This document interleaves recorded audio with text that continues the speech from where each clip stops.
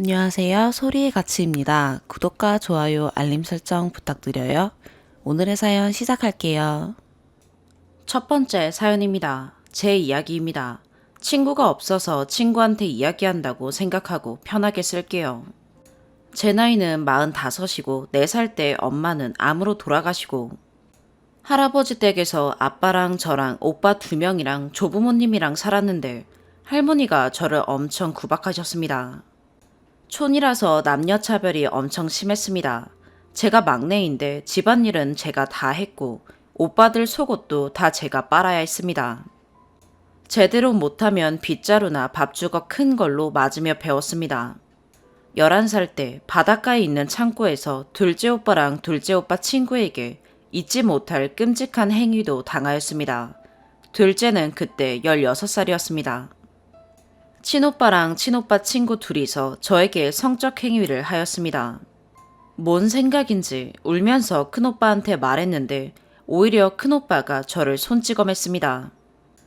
큰오빠는 당시 19살이었는데 본인 공부하는데 집안 시끄럽게 하지 말고 여자가 지 몸 관리 못한 거 부끄럽고 더러운 거라고 입 다물라는 말을 들었습니다.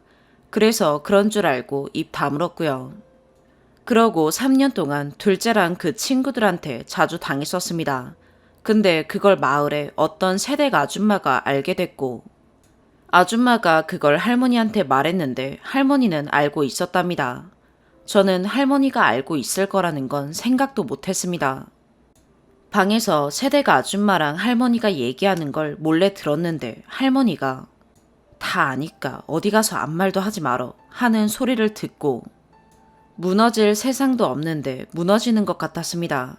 할머니가 내심 둘째를 혼내줄 거라고 기대했던 것도 같네요. 근데 그러고 나서 그 새댁 아줌마가 절 데리고 가서 1년 동안 키워줬습니다. 할머니, 할아버지는 입 하나 줄었다고 좋아했었죠. 그 아줌마 집에 살았던 1년이 어릴 때 기억 중에 유일하게 행복했던 시간이었습니다. 그리고 둘째도 첫째 따라 서울의 유명 대학에 들어갔고 그때 첫째는 군대 전역할 때라 아빠가 둘이 살라고 방을 구해줬는데 집안일 하라고 저를 거기로 보냈습니다. 대학가 근처라서 학교까지 멀었는데 서울 학교 가니까 예쁘고 세련된 애들도 많고 말도 사근사근 예쁘게 하고 좋은 냄새도 나는 것 같았습니다. 교복을 입어도 꾸질하고 촌티에 어두운 모습 못 숨겨서 중학생 내내 왕따였고 둘째한테 또 그 짓을 당하다가 언제 갑자기 하는 중에 첫째가 집에 와서 둘째가 엄청 맞고 그 후로 안 했습니다. 그때서야 큰오빠가 제 편을 왜 들어줬는지 모르겠지만 뒤늦게라도 그래준 게 고마웠습니다.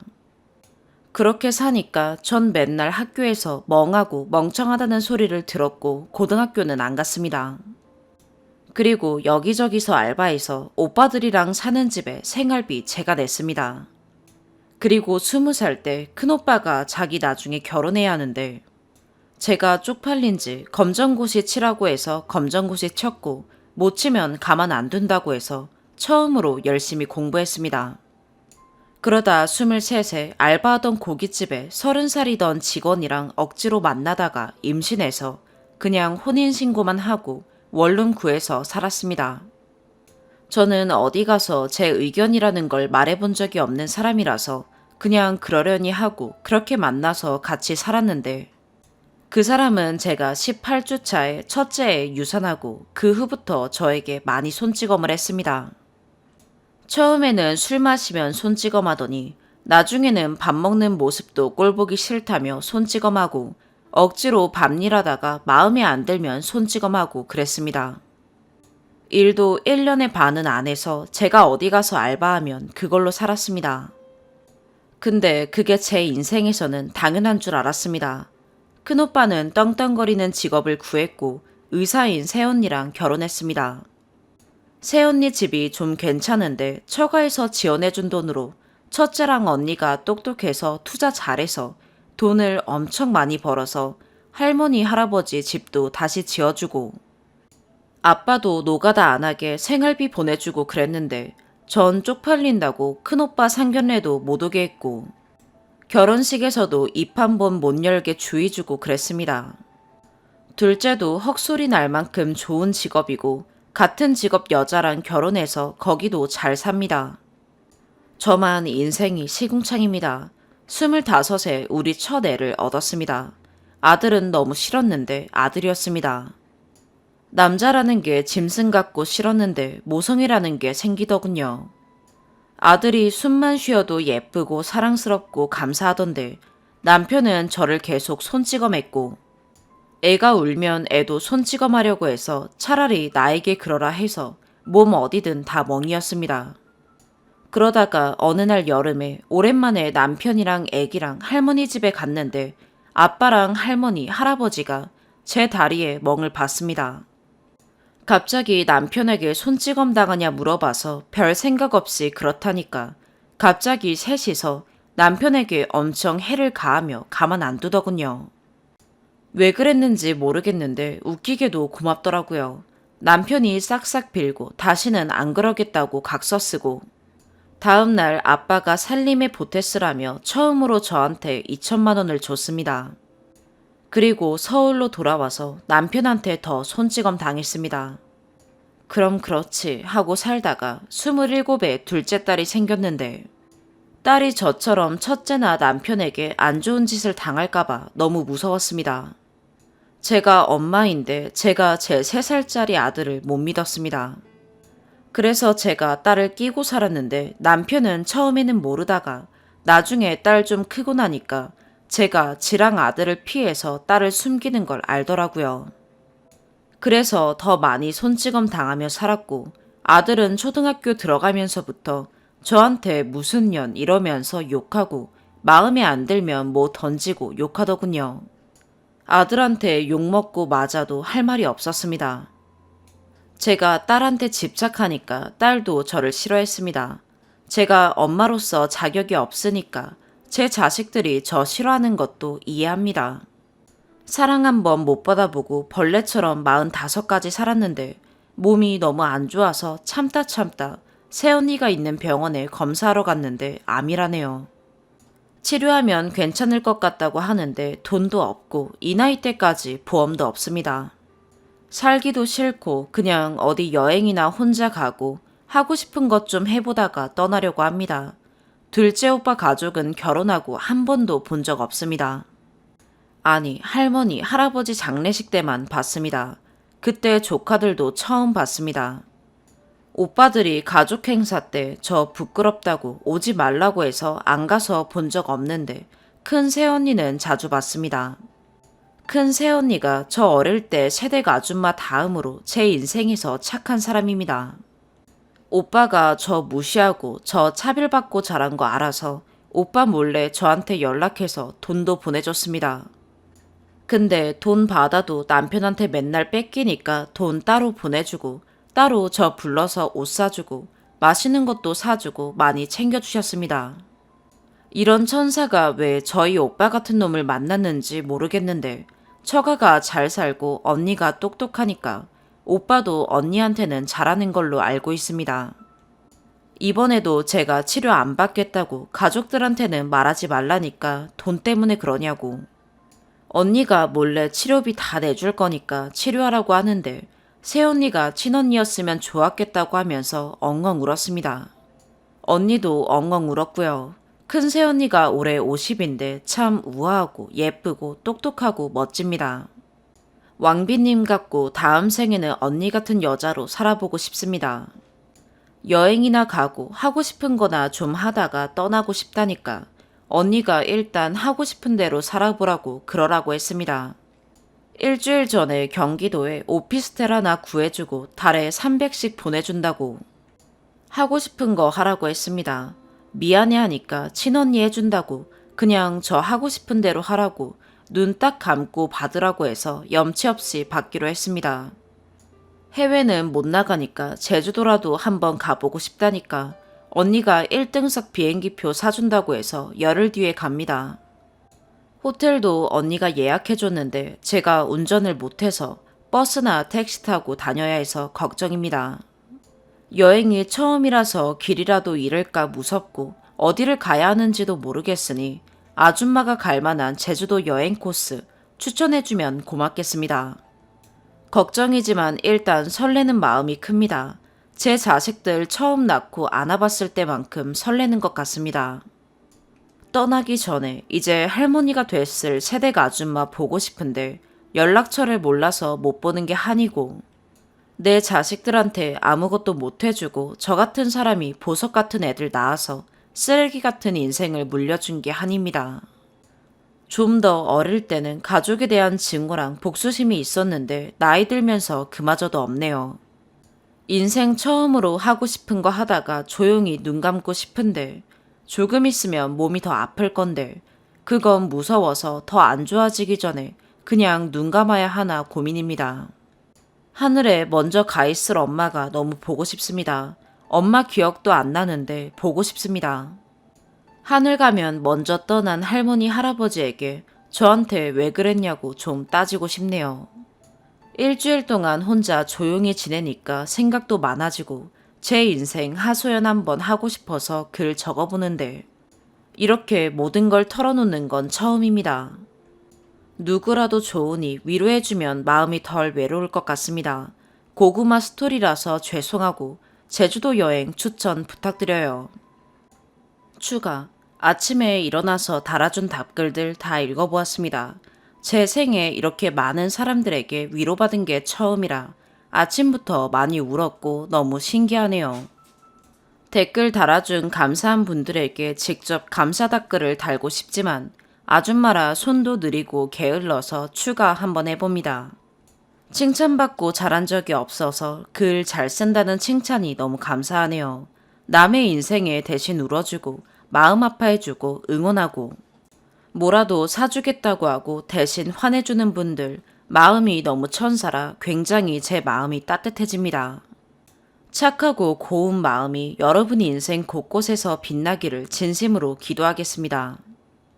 할머니 제사에서 봤던 둘째 오빠의 큰딸이 그때 5인가 6인가 그랬는데 새언니들이 저한테 아가씨라고 부르니까 저더러 아가씨 하며 제 입에 송편 하나 넣어주고 웃던 모습을 제가 잊을 수가 없네요. 둘째 오빠가 제 옆에 못 있게 해서 조카들이 가까이 있지는 못했지만 조카 생각하여 복수는 내려두고 제 마음에 다 안고 가기로 했습니다. 그리고 여러분들 글 보고 용기 냈습니다. 제가 어릴 때 피아노를 한번 배워보고 싶었는데 이번에 한번 배워보려고 합니다. 당신은 사랑받기 위해 태어난 사람 배워가지고 저희 애들한테 쳐주고 싶은데 되려나 모르겠네요. 착하고 불쌍한 저희 애들 인생에 여러분같이 고운 사람들이 곁에 많이 있어주면 좋겠다는 생각도 듭니다. 그리고 저희 엄마도 암으로 돌아가셨는데 저도 암 걸린 거 보면 제 인생이 너무 힘들어 보여서 엄마가 엄마 옆으로 오라고 그런 거 아닌가 싶네요. 이렇게 털어놓고 위로받으니까 마음이 너무 가벼워서 진짜 뭐라도 할 수 있다는 생각이 들고 추천해준 제주도 여행지 참고해서 잘 가보겠습니다. 택시 빌려서 갈 수 있는 건 몰랐는데 알려주셔서 감사합니다. 그리고 절 욕하는 답글에 또 답글 달며 싸우지들 마세요. 그런 거는 저에게 하나의 타격도 되지 못합니다. 그러니 고운 마음이랑 입에 분노를 담지 마시길 바래요. 고운 건 곱게만 쓰면 좋겠습니다. 아침부터 제가 뭔 소리를 이렇게 해대는지도 모르겠는데 그래도 행복합니다. 여러분이 저에게 용기와 위로를 주었으니 대신 여러분 인생에 힘들고 괴로울 일들은 제가 다 안고 가겠습니다. 여기 저한테 모두 액땜했다 생각하시고 앞으로 여러분 인생에 진정한 꽃길만 펼쳐지길 진심으로 바라겠습니다. 두 번째 사연입니다. 광복절이었어요. 저는 아침잠이 많은 반면 남편은 아침잠이 없고요. 휴일에 제가 늦게 일어나는 날이면 남편이 아이 아침을 챙겨줍니다. 평일엔 제가 아침 다 챙깁니다. 저는 아침 잘 안 먹고요. 아침에 달그락거리는 소리가 나서 깨보니 남편이 아이 아침밥을 차려줬고 아이 혼자 먹고 있었어요. 평소에 제가 자고 일어나서 나오면 남편은 저한테 일어났냐고 말 걸고 아이랑 같이 밥을 먹고 있는데 오늘은 아이 혼자 먹고 남편은 창밖만 보고 있더라고요. 무슨 일이 있었나 생각하고 주방으로 갔는데 김치참치 볶음을 했던 게 보였습니다. 아이 밥 차려준 반찬은 김치참치 볶음, 김, 미역국이었고요. 이번에 산 김치가 젓갈 냄새가 많이 나서 아이가 안 먹는다고 남편한테 말도 했었는데 그걸로 볶아서 줬더라고요. 미역국은 미리 제가 끓여둔 겁니다. 제가 남편에게 이거 참치랑 볶은 거야? 라고 물었더니 인상을 찌푸리며 짜증식으로 맞다고 대답하더군요. 그래서 제가 왜 아침부터 짜증이야? 이랬더니 내가 언제? 이럽니다. 눈 뜨자마자 나와서 받은 짜증에 저도 화를 내면 싸울 것 같아서 더 이상 이야기 안 하고 뭘 만들 시간은 안 돼서 아이 치킨 너겟 튀겨서 줬고 전 다시 방에 들어갔어요. 한 20분 뒤에 방에 들어오더니 계속 잘 거야? 나 병원 갔다 올게 하고 씻고 나갔습니다. 오늘부터 남편이 5일간 휴가였고 아이 개학이 3일 뒤였습니다. 코로나 때문에 멀리는 못 가고 동네에 내일부터 이틀간 캠핑 갈 계획이 있었어요. 무슨 일이 있었는지 자기가 왜 아침부터 인상을 쓰고 있는지 설명이 먼저고 대화가 먼저라고 생각했는데 말도 없이 그냥 나간다고 하니 저도 짜증이 났고 기분을 정리할 시간이 필요한가 보다 했어요. 그래서 저도 대꾸 안 하고 그냥 가만히 있었고요. 평소 피부 질환이 있어서 계속 피부과를 다니던 상태였기에 피부과 잠깐 가는 줄 알았습니다. 근데 백신을 맞고 왔습니다. 백신의 위험성에 평소에 많이 대화를 나눴고 저는 몸도 약하고 해서 걱정이 많았어요. 예약을 해야 하나 말아야 하나를 주제로 둘이 많이 이야기했거든요. 남편은 회사 때문에 진작 9월 중순에 예약해둔 상태였고 분명 전날까지만 해도 늦게 맞을 수 있으면 미뤄본다. 컨디션 좀 만들어서 맞아야겠다. 이런 식으로 대화했습니다. 참고로 백신 맞는 날 포함해서 회사에서 백신 맞으면 3일 병가를 줍니다. 휴가 첫날 백신 맞는다는 말도 없이 갑자기 맞고 온 남편에게 저는 어떻게 상의도 없이 마음대로 맞을 수 있냐 화를 냈고 남편은 이게 화낼 일이냐 그냥 자녀 백신 떠서 맞은 거다. 일상생활해도 된다. 휴가 못 갈까봐 그러냐. 일어나지도 않은 일 가지고 화 좀 내지 말고 못하면 그때 화내라 라고 합니다. 저는 백신 맞는 게 되게 큰일 같은데 남편은 그냥 독감 주사 같은 거다 하고 화를 내는 저를 이해 못합니다. 백신 맞는 걸 상의 없이 맞은 것도 화나지만 단순히 주사 맞고 온 것보다 아침부터 모든 일이 단계적으로 터진 거거든요. 아침에 아이가 밥을 차려줬는데 밥그릇을 손으로 치면서 아빠, 밥 너무 많아요. 했대요. 정작 아이는 이 행동을 했는지 기억도 못합니다. 아이가 잘못된 행동을 했으면 밥그릇을 손으로 치면 어떡하냐. 그건 잘못된 행동이다. 그러지 말아라 하고 혼을 내든 가르쳐야 하는 게 부모라 생각하는데 제가 보기에 남편은 본인이 그냥 감정이 상했고 화가 나 있었어요. 평소 남편이 친구 같은 아빠를 한다고 하는데 제가 생각하는 친구 같은 아빠는 아이의 눈높이에서 이해를 해주는 것 같거든요. 근데 남편은 그냥 정말 아이 친구처럼 놉니다. 둘이서 엄청 싸우고 삐지고 그래서 남편과 저의 싸움이 된 적도 있어요. 남편 입장은 제가 나와서 반찬을 부실하게 차려줬다는 눈으로 자기를 쳐다보고 치킨 너겟을 튀겨줬다고 그게 기분이 나빴대요. 그래서 나한테 짜증냈냐 하니 그냥 아이 때문에 기분이 안 좋았답니다. 이런 감정으로 서로 5일간 붙어있을 생각하니 숨이 막혔고 친정에 있다 올 테니 백신도 맞았으니 쉬어라 라고 했어요. 가지 말라 하더니 약속이라도 잡아놓은 거 아니냐 일부러 그러는 거냐 라면서 화를 내는데 진짜 정 떨어졌어요. 백신 맞은 당일도 일정이 있었어요. 남편은 나가자는데 백신 맞았으니 쉬어야 한다는 게 제가 생각하는 상식이었고 그냥 친정은 안 가겠다. 서로 생각 좀 할 시간 갖자 하고 아이 데리고 나가서 3시간 정도 있었습니다. 아이가 엄마 아빠 싸우는 모습에 많이 놀랐고 아이에게 그런 행동을 했는지 물었더니 안 했다고 해서 정확히 기억이 안 나는 거냐 진짜 그런 행동을 안 했냐 하니 기억이 안 난대요. 기억이 안 나면 기억이 안 난다고 말을 해야 솔직한 거다. 안 했다고 하면 거짓말이다. 엄마는 정확히 상황을 이야기하는 아빠 말이 진짜일 것 같다. 앞으로 그런 행동하면 안 된다 가르쳤고 아이는 울고. 아이랑 보드게임 카페 가서 기분 좀 풀어주고 저도 정비해서 3시간 뒤 집에 들어갔어요. 빨래는 남편이 돌려놓고 그대로 세탁기 안에 있고 자고 있었습니다. 그걸 보는데 좀 가라앉았던 기분이 다시 확. 이럴 거면 그냥 친정 가라고 하지 못하러 가지 말라고 한 건지. 또다시 싸웠고 그냥 이제 쳐다도 보기 싫네요.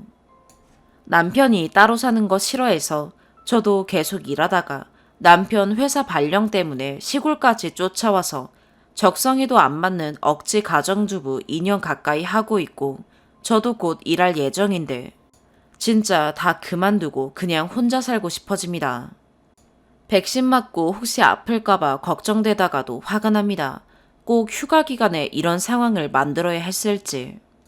전날까지만 해도 웃긴 영화도 보고 셋 다 기분 좋았거든요. 제가 예민한 건가요? 추가. 오해가 있는 부분 때문에 추가로 덧붙입니다. 남편은 40대 중반, 저는 30대 초반입니다. 경력직으로 이직 가능하지만 멀쩡히 다니던 직장 두고 왜 알바라도 해야 하나요? 그만두고 같이 이 지역으로 오길 바란 건 남편이고 남편 회사 다른 분들은 대부분 주말 부부고 기숙사 제공됩니다. 2년 가까이 아는 사람도 없이 코로나로 집에 있다가 제가 우울증 오기 직전이라 아이 계약하면 이력서 넣기로 이야기된 상태입니다. 아니면 가게를 오픈할지도 고민 중이었고요. 참고로 작년에 아이 1년 동안 집에서 온라인 수업했습니다. 아이는 10살이고 더 이상 계획 없습니다. 세탁기는 남편이 빨래 분리를 잘 못해서 제가 웬만하면 돌리지 말라 했고 제가 색 분리해서 매일 돌립니다. 360일은 세탁기 돌아가고 밀리지 않습니다. 그날따라 본인 검정티가 없었는지 검정빨래 백신 맞기 전에 돌리고 나갔고 그 후에 싸우고 제가 나갔다가 돌아와서도 세탁기 안에 있었기에 이야기한 겁니다. 그리고 제가 한낮에 일어난 것도 아니고 10시 40분쯤이었어요. 아빠든 엄마든 먼저 일어난 사람이 아이 밥 챙기는 게 당연한 거지. 그게 전업이라고 엄마가 고마워해야 할 일인지 놀랍네요. 저희는 그 전인 계속 맞벌이였기에 휴일엔 이 부분은 서로 당연하게 생각합니다. 그리고 돈 관리는 각자 하고 지금은 생활비는 남편이 되고 제가 아이 학원비 및 그냥 저 친정 가거나 친구 만나거나 하는 돈은 제 돈으로 씁니다. 두 번째 추가. 김치 볶아준 거 이야기가 많은데 그거 가지고 전 한마디도 안 했고 아침에 대화는 저게 다였습니다. 여기 글에 적은 건 남편에게 말로 뱉은 게 아니라 그 당시 저의 생각이 그랬던 걸 적은 거예요. 아이가 안 먹는다고 분명히 이야기했던 걸 주었고 이거 참치 볶은 거냐 물은 건 볶은 프라이팬 그대로 가스레인지 위에 올려져 있었던 걸 옮기면서 물은 거예요. 냉장고에 반찬도 있는데 그건 안 주고 안 먹는다고 한 김치를 줬으니 애가 김만 먹고 있길래 치킨 너겟도 튀겨주고 반찬도 꺼내줬습니다. 세탁기는 돌리지 말라 한 걸 돌려놓고 몇 시간째 안에 있던 것도 그렇지만 그보다도 서로 싸웠고 저도 혼자 감정을 가라앉히고 싶지만 아이까지 데리고 나가서 케어하고 상황 설명하고 제 기분도 가라앉히려고 노력해서 3시간 뒤 들어갔는데 그냥 남편은 그래 나가라 하고 잠이나 잤구나 느낌이 들었던 게 다시 화난 포인트였습니다. 다시 들어왔을 때 전혀 오늘 일을 돌아보고 감정 정리 안 되어 있고 그냥 아침과 똑같았고요. 친정 간다 한 건 그래야 아이 맡기고 저도 기분 정리할 혼자만의 시간을 좀 가질 수 있으니까 간다고 한 겁니다. 지금은 남편과 대화를 했습니다. 남편 입장은 저에게 아침에는 화가 하나도 안 나 있었고 아이에게 화가 나서 혼자 삭히는 중에 자녀 백신이 떴고 그냥 맞고 온 게 다라고 합니다. 제가 평소 백신에 대해 걱정하는 거 알면서 독단적으로 행동해서 미안하다고 사과받았고요. 저 혼자 너무 많은 생각을 했던 것 같고 댓글 보면서 다시 한번 내가 화가 왜 이렇게 났을지 생각해봤습니다. 30대 초반 커리어 쌓는 게 가장 중요했던 시기에 남편과 아이 위해 제가 더 양보, 희생했다 생각했고 남편도 그건 인정합니다. 여기 내려올 때 전업하면서 그동안 즐기지 못한 시간 좀 보내보라 설득한 것도 남편입니다. 그치만 일 그만둔 지 얼마 안 돼서 코로나가 터져서 그냥 집에만 있었습니다.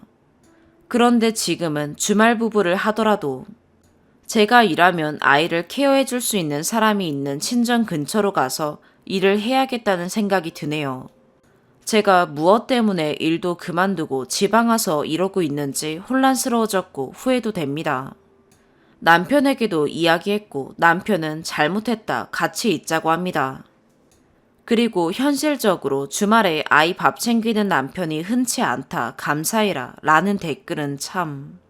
저는 그 정도도 안 되는 사람과는 아마 결혼 안 했을 것 같습니다. 평일 아침밥 항상 챙겼고 코로나로 1년 동안 남편 도시락까지 싸주셨습니다. 제가 조금 부지런 떨면 내 남편과 아이가 잘 먹고 입고 하는 게 좋기도 했고요. 평소 제가 못했으면 남편도 주말에 아이 밥 챙기고 하지 않았겠죠. 다른 집은 모르겠지만 저희 집은 아이 밥 챙기는 건 전업주부 일이 아니라 육아로 생각하고 남편도 그 정도는 합니다. 저는 왜 아침에 서로 기분 별로인데 말도 없이 휴가 일정도 있는데 백신을 맞고 오냐 이게 화난 이유고 그래 요지인데. 전업주부, 아이 밥 이런 말이 많아서 구구절절 더 적었습니다. 댓글 보고 내가 화가 많구나 왜일까 생각했고 결론은 저는 전업보다 사회생활 하는 게 더 활력 넘치는 사람이란 겁니다. 아무튼 제 결심에 지금 남편은 외로움을 많이 타서 혼자 있는 걸 너무 싫어하는 사람이라 계속 잘못했다고 저를 설득하지만 저는 확고해졌네요. 긴 글 읽어주셔서 감사합니다. 세 번째 사연입니다. 남자친구는 30살이고 저는 26살입니다. 결혼 얘기는 전부터 있었어요. 구체적인 얘기는 전혀 하지 않았고요. 남자친구는 며칠 전에 저에게 30대 초반이나 중반쯤에 결혼하고 싶다 했고 저는 한 30 넘어서 결혼하고 싶다고 얘기를 했죠. 최근 몇 달 전부턴 남친이 착하고 좋은 사람 같은 이유로 저도 남친이랑 결혼하고 싶은 생각이 들었고 그럼 서로 데이트 비용을 아껴서 결혼 자금 모아야겠다라는 생각으로 데이트도 주로 집에서 하고 배달도 안 시키고 집밥 해먹고 있습니다. 이런 제 마음을 아는지 모르는지 남자친구는 계속 아이패드 사고 싶다, 컴퓨터 2대 놓고 싶다, 핸드폰 바꾸고 싶다 이런 얘기를 하면서 저한테 필요한 건 없냐고 하더라고요. 참고로 아이패드는 지금 있는 것도 산지 1년도 안 된 거고 그 전 것도 거의 새 거였는데 중고로 지인한테 팔고 새로 산 겁니다. 근데 지금 건 또 커서 불편하다고 아이패드 새 거나 핸드폰 갤럭시 플립 이번에 새로 나온 거 바꾸고 싶다고 합니다. 그래서 저는 남편한테 결혼 자금 모아야 된다는 걸 상기시킬 겸 나는 집을 갖고 싶다고 얘기했습니다. 그러더니 남친이 저보고 그럼 쓴이도 같이 모아야 된다고 하더군요. 네, 당연히 모아야 되는 게 맞죠. 그래서 데이트 비용도 아끼려고 하고 있고요. 이참에 구체적으로 얘기해보잔 마음에 제가 남친에게 얼마나 모아야 결혼할 수 있을까 이러는데 남친이 저보고 얼마나 모을 수 있냐고 물어보더라고요. 참고로 제 월급 거의 최저임금이라는 거 남친도 알고 모아둔 돈도 없는 거 남친도 압니다.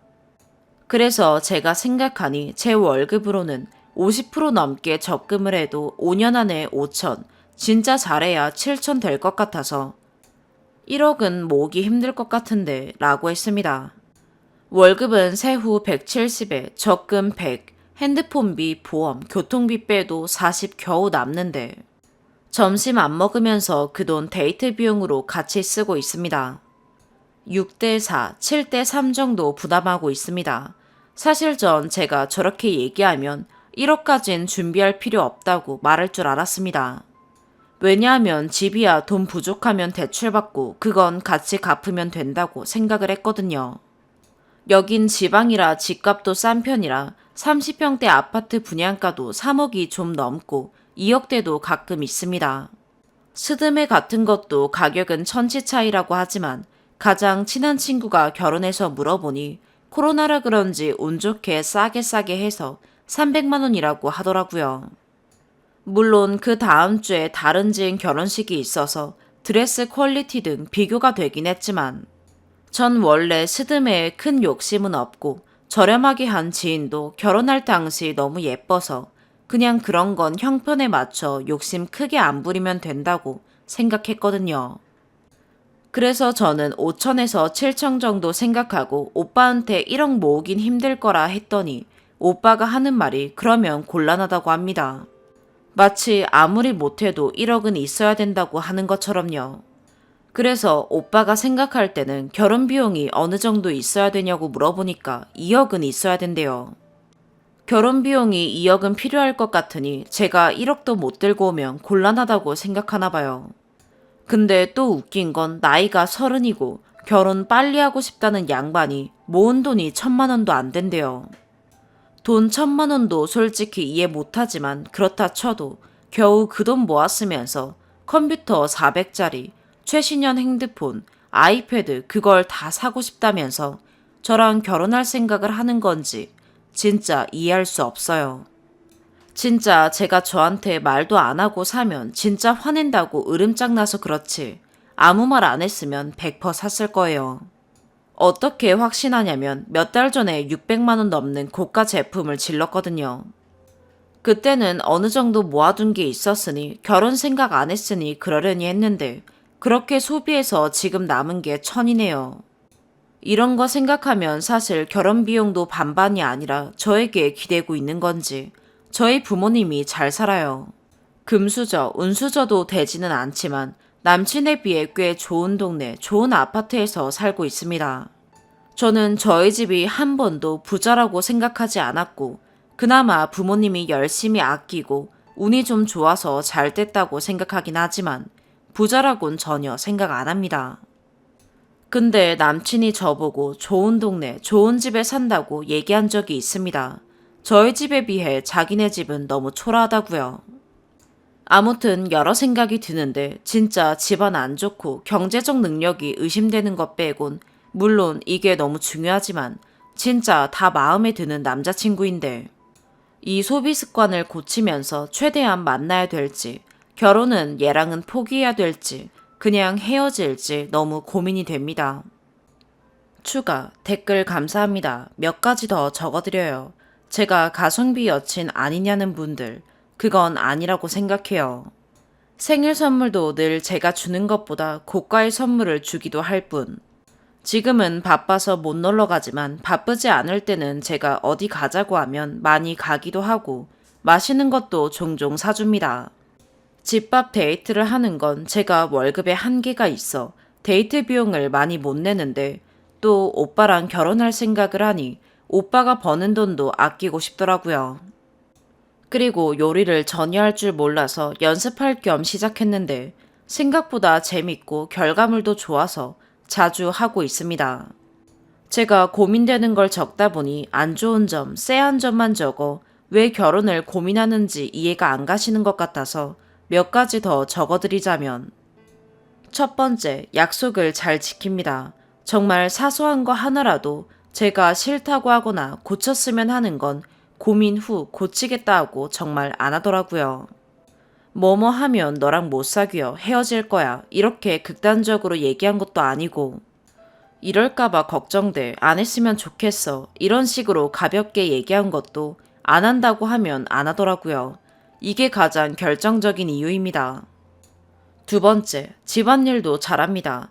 아무리 바쁜 날이어도 이틀에 한 번은 꼭 세탁기 돌리고 쓰레기도 자주 버리고 집에서 밥 먹는 날은 설거지는 꼭 오빠가 합니다. 참고로 요리는 저 혼자 할 때도 있지만 보통 둘이 같이 합니다. 세 번째, 경제 능력. 지금은 오빠가 돈을 1,000만 원밖에 못 모아놨다고 말은 했지만 실제로도 그게 맞고요. 다만 지금 현재는 못 버는 편은 아닙니다. 세후 400이 넘는데 더 오를 수도 있겠죠. 서로 잘 아끼면 지금은 1,000만 원 뿐이지만 5년 후엔 결혼 자금을 부족하지 않게 모을 수 있지 않을까란 생각이 들어요. 세후 400이 넘는데 왜 1,000만 원밖에 못 모았냐 하시면 일이 잘 풀려서 갑자기 연봉이 오른 거라 연봉이 오른 지는 얼마 안 됐고 최근에 차를 사서 큰 지출이 있어서입니다. 물론 그 외에도 지출은 좀 있었겠지만요.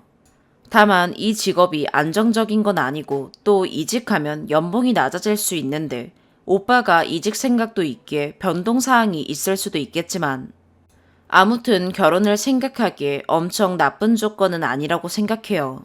다만 고민되는 건 어쨌거나 30이 될 때까지 1,000만 원밖에 못 모은 소비 습관, 더 낮아질 수 있는 연봉, 결혼할 때 지원이 없을 듯한 가난한 시댁, 친정은 자세한 얘기는 안 했지만 못해도 혼수 비용은 지원해 줄 것 같아요. 위에 장점이 있어도 이런 문제가 있다면 역시 결혼은 아닌 걸까요? 네 번째 사연입니다. 남친이 연애 초반부터 가끔 저한테 그럼 쓰니가 사는 거야 라는 말을 해요. 데이트 비용은 남친이 조금 더 내긴 합니다. 이건 인정해요.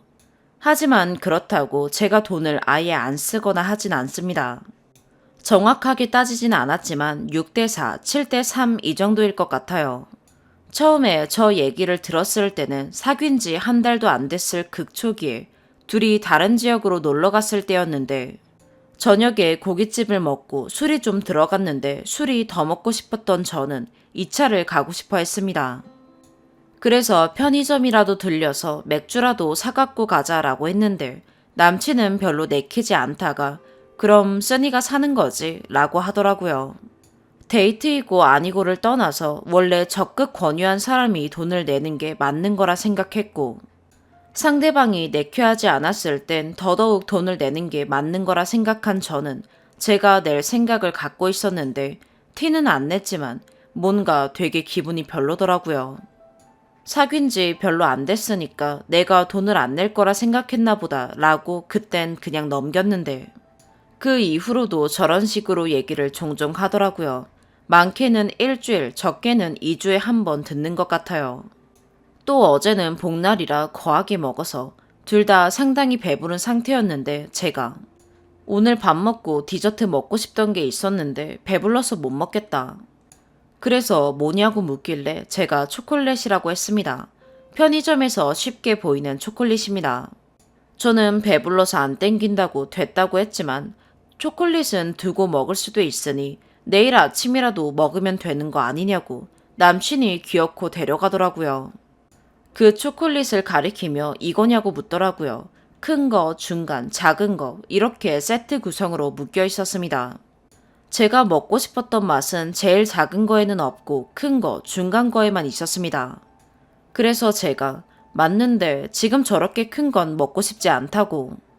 작은 건 내가 먹고 싶어 하는 게 없고 나중에 내가 알아서 하겠다. 초콜릿은 원래도 안 좋아했는데 정말 배불러서 더 안 땡겼습니다. 그랬더니 남친이 아까 전에 했던 얘기 또 하면서 어차피 두고서 하나씩 먹으면 되는 거 아니냐고 그냥 사라고 하더라고요. 그래서 제가 됐다고 지금 땡기지도 않는데 굳이 저렇게 큰 거 사면서 돈 쓰고 싶지 않다 라고 얘기했어요. 그랬더니 남친이 거기다 대고 어차피 쓰니가 살 건데 라고 말을 하더라고요. 원래 남친한테 사달라고 꺼낸 얘기도 아니고 제가 사러 가자고 편의점 데리고 온 것도 아닌데 근데 저렇게 딱 얘기하니까 뭔가 기분이 좀 그렇더라고요. 왜 저런 말을 얘기하는지 모르겠어요. 사달라고 할까봐 미리 딱 선을 긋는 건지 저녁은 본인이 3만 원 계산했으니 1, 2만 원짜리 초콜릿은 저보고 계산해라 이건지 그냥 제가 먹고 싶어 하는 건 네가 내라 내 돈 쓰기 싫다 이런 건지 저런 말하는 얘기는 심리가 대체 뭘까요? 여러분이 생각하기엔 저런 말하는 남자는 어떤 것 같나요? 추가, 돈 쓸 때 제가 눈치 주는 거 아니냐 하시는 분들, 첫 번째 사례 예시를 들었을 때처럼 사귄 지 얼마 안 됐을 때 저런 거 얘기 꺼내는 거 듣고 혹시 내가 돈 안 낼까봐 부담스러운 마음에 저런 얘기를 하는 걸까 라는 생각이 들어서 그 이후로는 내가 사줄게, 사줄까? 라는 말을 하고 뜻하지 않게 남친이 꽤 돈을 냈다 할 때는 그 비슷하게 낼 때까진 제가 계산한다던가 그걸로도 부족하다 싶을 땐 남친 집에서 필요한 물건들을 추가적으로 구매해서 돈을 쓰는 편입니다. 거하게 얻어먹고 디저트도 안 사는 게 괘씸해서 그런 거다 하는 분들은 제가 거하게 먹었다는 건 비싼 걸 먹었다는 게 아니라 그냥 배부르게 먹었다는 표현입니다. 15,000원짜리 삼계탕 2그릇 먹고 찹쌀 추가해서 먹어서 배가 너무 불러서 거하다란 표현 쓴 겁니다. 그전에는 비슷한 금액의 족발 27,000원짜리 제가 계산했습니다. 디저트 먹을 바에야 밥 더 먹자는 주의라서 카페는 원래 안 가고 그리고 둘 다 커피를 안 좋아합니다. 그날 밥을 남친이 샀으면 그 다음엔 제가 사는 둥 이런 계산입니다. 최근엔 장을 봐서 남친 집에서 밥을 해먹는 경우가 많았는데 남친이 좀 돈을 많이 썼다 하는 날엔 제가 필요한 생활용품, 다른 먹거리 등등 추가로 구입해 금액 비슷하게 맞췄습니다. 언제 한 번은 남친이 너무 서운하게 얘기해서 그렇게 말하면 서운하다고 데이트 비용이 부담돼서 그런 거냐고 그런 거면 차라리 데이트 통장 만들어서 반반하자고 했습니다. 그랬더니 남친은 아니라고 쓰니가 돈 안 쓴다고 생각하지 않는다고 이것도 쓰니가 사준 거고 전에 뭐 먹을 때도 쓰니가 돈 내지 않았냐고 이번에 보너스 받아서 여유도 있다고 참고로 저랑 남친 월급은 보너스가 없어도 2배 넘게 차이 납니다. 제가 물어본 거 아니고 남친이 연애 초 때 스스로 말한 겁니다. 반반하는 것보단 돈 좀 더 버는 자기가 더 내서 더 맛있는 거 먹고 더 즐겁게 데이트하는 게 좋다고 이렇게 얘기를 한 적이 있습니다. 그래서 그냥 그 이후에는 내가 저런 말로는 기분이 나쁠 거란 생각을 전혀 못하는구나. 별 뜻은 없는가 보다 하고 넘어갔는데 어제 편의점에선 너무 기분이 나쁘더라고요. 그래서 5만 가지 생각이 다 드는데 진짜 무슨 생각으로 말하는지 너무 궁금해서 물어봤습니다. 오늘의 사연 여기까지입니다. 구독과 좋아요, 알림 설정 부탁드려요. 시청해주셔서 감사합니다.